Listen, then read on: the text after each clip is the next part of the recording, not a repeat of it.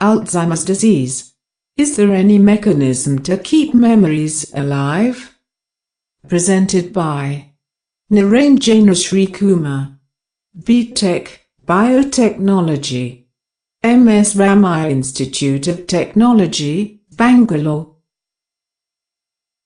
Alzheimer's disease, also called AD, is a neurodegenerative disorder with a relentless progression. AD has been identified as a protein misfolding disease, caused by plaque accumulation of abnormally folded beta-amyloid protein and tau protein in the brain. AD pathogenesis is believed to be triggered by the accumulation of the amyloid beta protein. That is, overproduction of amyloid beta protein or failure of clearance mechanism. AD causes neural degeneration.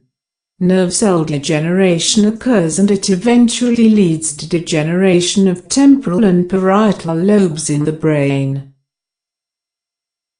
Amyloid beta protein self-aggregates into oligomers, which can be of various sizes, and forms diffuse and neuritic plaques in the parenchyma and blood vessels. Amyloid beta protein oligomers and plaques are potent synaptotoxins, which block proteasome function, inhibit mitochondrial activity, alter calcium levels, and also stimulate inflammatory processes. Amyloid beta protein hence proven important therapeutic targets for Alzheimer's disease. With a gradual procedure of the disease, degeneration of neurons causes memory loss. So, my curiosity was to find out whether there is any mechanism that may keep memories alive and sharp in the brain. I have tried out my study with amyloid beta protein sample. That is, peptides containing 36 to 42 amino acids, crucially involved in amyloid plaque formation in brain. RAC1 protein sample. Mice as an animal specimen.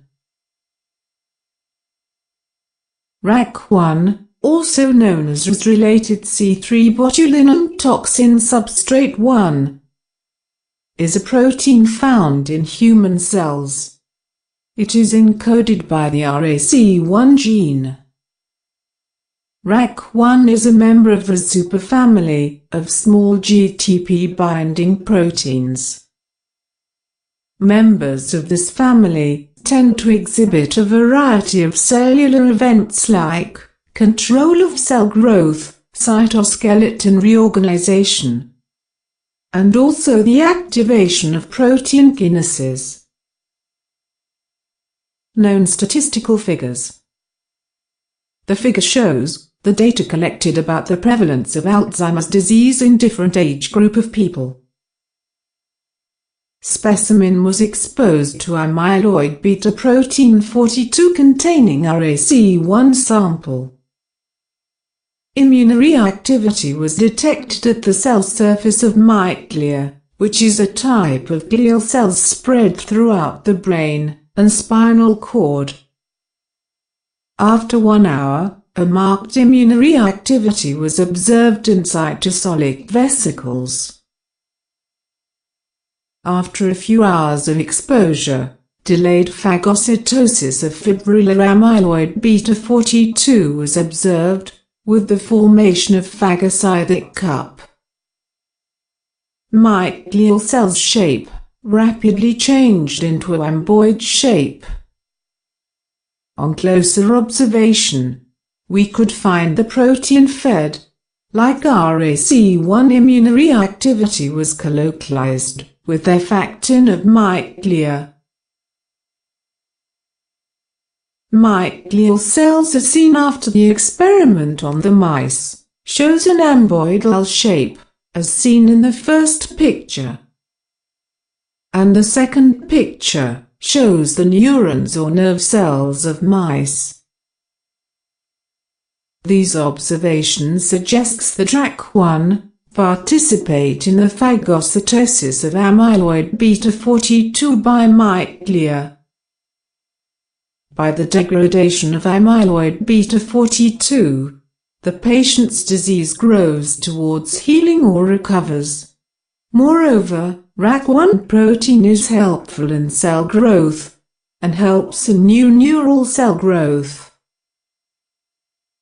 More research is much needed in this area, as RAC1 proteins may present promising targets for therapies to prevent cognitive impairment of age-related memory decline caused by neurodegenerative diseases.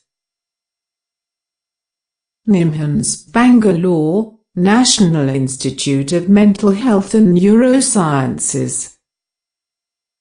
www.thesisexperts.com www.alzheimer'sdisease.org.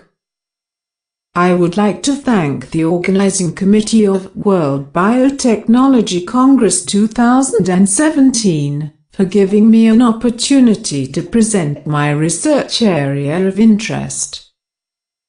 Thank you all for your patient hearing.